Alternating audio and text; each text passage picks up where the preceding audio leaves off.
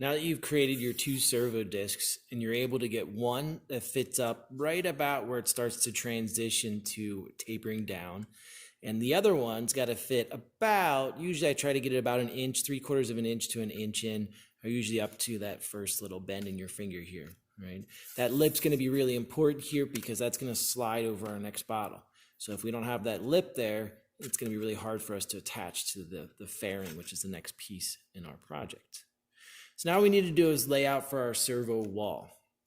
Our servo wall is going to be the piece that's going to strengthen the distance between here and here, because eventually we're going to cut this piece open and then we're going to lose a lot of strength in here. So we need something to attach between the 2 servo discs.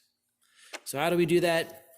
Well, what I like to do is I use the center of the discs in order to draw a straight line across right through. Remember that dot we talked about earlier? Then I draw a 90-degree line up here and I connect it, so I have 2 triangles. The distance for the piece that I need to cut for my servo wall is the distance that I measure from this point up to here, all the way over to here. So it's one piece that's that distance. For me, it's approximately 3 inches.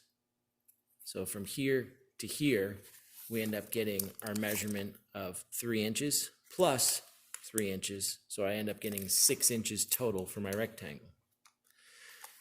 The distance for the height of that piece that we're going to cut is based off of the distance here. So I'm going to measure from here to here, making sure, again, I've got at least 3/4 of an inch here, up to 1 inch. And this one is right about where it starts to transition here from flat to tapered. So I can go ahead and measure that distance. And I get approximately 4.5 inches.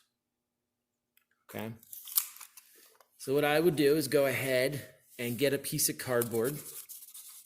I can cut it in the same fashion that I did with the bandsaw, where I can cut it around. I'm going to cut it rectangular now. And what I'm going to do here when I get this piece cut is I want to make sure that the grain on it, if you notice the end grain here, this is where we call corrugation. That should be the end, the part that's going to touch the servo discs, okay? The reason for that is because it's actually stronger than if I were to place it this direction, where it can bend a little bit easier, okay? So for me, it's 6 inches wide by 4.5 inches tall. So I grab a piece of scrap, go ahead, lay that out, and I can cut this on the bandsaw. So I've got my piece of scrap. I measured it for my height between the servo disc and the next servo disc. So for me, that was 4.5 inches. Yours will probably be a little bit different, so you want to measure your own rocket.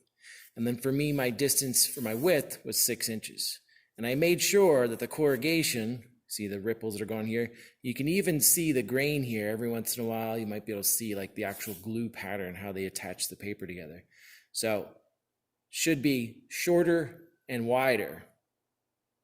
And I'm going to go ahead and cut it out.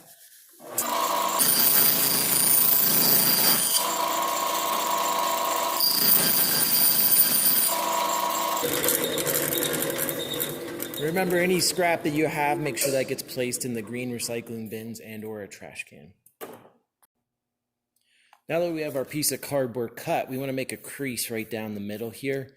That's going to be the bend that we experience, where it's going to be placed right here. So 3 inches will go out this way and 3 inches will go out that way. What I like to do is I measure, so I know where my midpoint is. For me, it was 6 inches wide, so I've got a line here at 3 inches. And I'm going to use one of the bench clamps in order to act as a brake, right? In sheet metal, we have a tool called a brake, which allows us to fold it at a certain place.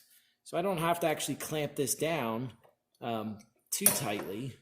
I'm just getting it so that the lines that I made are right there. They're going to help to make sure that it creases exactly where I want it to actually crease, right? And now I've got my fold here in this, and you can see, because the grain has gone this direction, it's very strong. All right. Next step will be to add tabs onto the bottom and top so we can attach it to our servo discs. Now that we have our discs and our servo wall made, we need to attach these together. We're going to use super glue in order to do that. This is relatively strong, but we have to keep in mind that this is just paper that we're attaching together. So we have to find ways to increase the strength of this. if I were to just put super glue along the bottom here, it's not enough surface area for it to be very strong, so it tears apart very easily. So what I like to do is I get a piece of manila folder, and I measured up 1 inch and I made some marks here. So I'm going to cut a 1 inch wide strip off. And this doesn't have to be exact. There's my 1 inch wide strip. And then I'm going to cut it the length of my fold. So I go right to the crease there. I can make a mark, and I can end up cutting it the length of that fold. And I need to do that 4 times. Okay. So now that I have my piece that's at least 1 inch wide, and then the length from here to here for the fold, I'm going to go ahead and fold this piece in half, matching up end to end. And then I want to cut off the corners. Now it's really important, the way I want to cut this off, I actually want to go from the corner, the creased side, so you can see the bottom here is creased, toward the side that's not creased. Okay, so from the creased side towards the side that's not creased. So the smaller side ends up being the side that's not creased. And when I open it up, it looks something like that. The reason why I did that is because once I get this glued on, we're going to end up folding this a little bit in, and this part here would actually interfere, so we have to get rid of some of that material.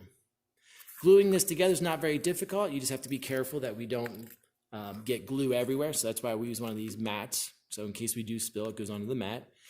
If you do get on your fingers, we have nail polish remover in order to help remove that.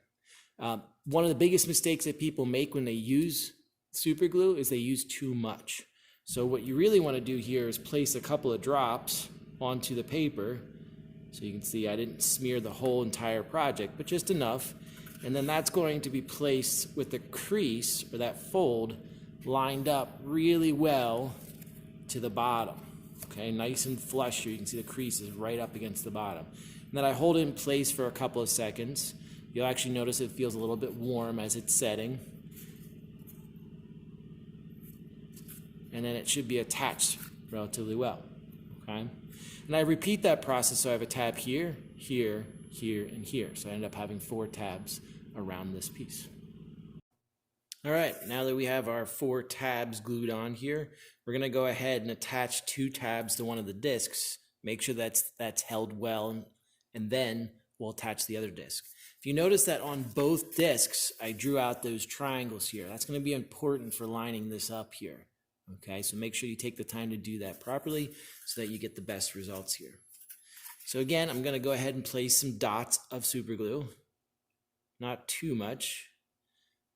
If you end up putting a lot on here, what ends up happening is instead of it sticking, it just wants to kind of smear around. Now when I place this, I'm going to be really careful to make sure that I place the cardboard on the inside of that disc so nothing's sticking out. If it's sticking out, what's going to end up happening is it won't fit back in the bottle. So notice that I place it on and then I push along that glue seam here to make sure it stays in place.